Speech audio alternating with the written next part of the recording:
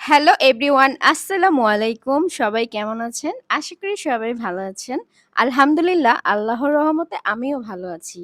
তো বন্ধুরা, আজকে আমি সারাদিনের জন্য কি রান্না করলাম, সেটাই আজকে আপনাদের সাথে শেয়ার করব। চলুন, আপনাদের সাথে শেয়ার করি। তো আমি আজকে রান্না করেছিলাম মুরগির মাংস, আলু দিয়ে ঝোল, আর হচ্ছে পোলাও, সাথে একটু পুঁইশাক ভাজিও ছিল।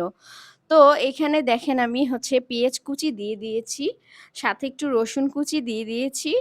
তারপর হচ্ছে ২-৩ টা কাঁচামরিচ দিয়ে দিব। এরপর হচ্ছে এর মধ্যে আমি পুঁইশাক কুচি করে রাখা ছিল, আর একটু আলু কুচি করে রাখা ছিল। ২ টা একসাথে দিয়ে দিলাম। এটা হচ্ছে পুঁইশাকের ভাজি। আমরা এই ভাজিটা অনেক পছন্দ করে খেয়ে থাকি।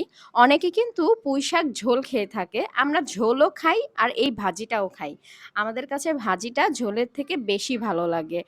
তো ভাজিটা রান্না করা প্রায় হয়ে আসছে। কারণ ভাজি রান্না করতে বেশিক্ষণ সময় লাগে না। তো পাশের চুলায় আমি হচ্ছে মুরগি রান্নাটা বসিয়ে দিব। যদিও ভিডিওর ১ম এর দিকে আপনারা দেখেছেন আমি মুরগিগুলো ভেজে নিয়েছিলাম। তো এখন হচ্ছে আমি মুরগিটা বসিয়ে দিব। তো ১ম এই তেল গরম করে তাতে গরম মসল্লা, এলাচ, তেজপাতা এগুলো দিয়ে দিয়েছি। তারপর হচ্ছে পেঁয়াজ কুচি দিয়ে দিয়েছি। পেঁয়াজটা লাল হয়ে আসলে আমি আদা রসুন বাটা, জিরা বাটা একসাথে পেস্ট করেছিলাম সেটা দিয়ে দিয়েছি। এবার আমি শুকনো উপকরণগুলো এড করে দিলাম। ১ম এ দিয়েছিলাম হলুদের গুঁড়ো, তারপর মরিচের গুঁড়ো, তারপর ধনিয়ার গুঁড়ো। এরপর আমি দিয়ে দিব স্বাদমতো লবণ। এখন আমি মসলাটাকে ভালো করে কষিয়ে নিব। একটু পানি দিয়ে দিয়েছি কারণ মসলাটা যাতে পুড়ে না যায়। তো এরপর মসলাটা কষিয়ে আসলে আমি ভাজা মাংসগুলো এর মধ্যে দিয়ে দিব। আমি আজকে আম একটা মুরগি পুরোটাই রান্না করেছি। ছোট ছিল সাইজের, ১ কেজির মতো মুরগিটা ছিল। আমি এটা পুরোটা নিয়ে নিয়েছি। তো আমি মুরগিটা ভালো করে কষিয়ে, কিছুক্ষণ ভালো করে কষিয়ে এতে আলু এড করে দিব। এরপর আলুগুলো দিয়ে আমি মুরগি ও মসলার সাথে ভালো করে কষিয়ে নিব।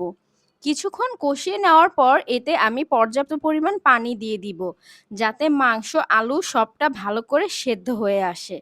তো এই তো পানি দিয়ে আমি কিছুক্ষণ জাল করে নিব। কিছুক্ষণের মধ্যেই এই মুরগির মাংসটা রান্না করা হয়ে যাবে।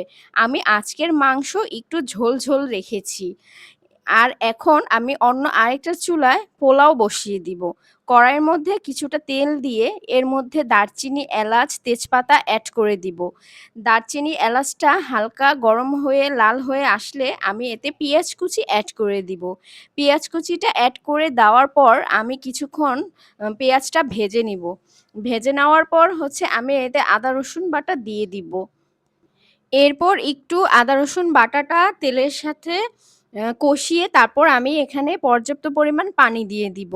আমি এখানে ১ কেজি চালের থেকে ১ পট চাল আমি কম রেখে বাকি সবগুলো চাল দিয়ে দিয়েছি এবং আমি ওই পরিমাণেই পানি এড করেছি।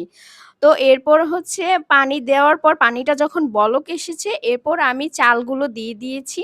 তারপর ২-৩ টা কাঁচামরিচ ও লবণ দিয়ে দিয়েছি। এখন এইটাকে একটু ভাপে বসিয়েছি। এরপরেই আমার পোলাওটা কিছুক্ষণের মধ্যে হয়ে আসছে। তো বন্ধুরা, এই ছিল আজকে আমার সারাদিনের আয়োজন। কেমন লাগলো ভিডিওটা সবাই কিন্তু কমেন্টে অবশ্যই জানাবেন। ভালো লাগলে আমার ভিডিওটা লাইক, কমেন্ট, শেয়ার করবেন। আল্লাহ হাফেজ।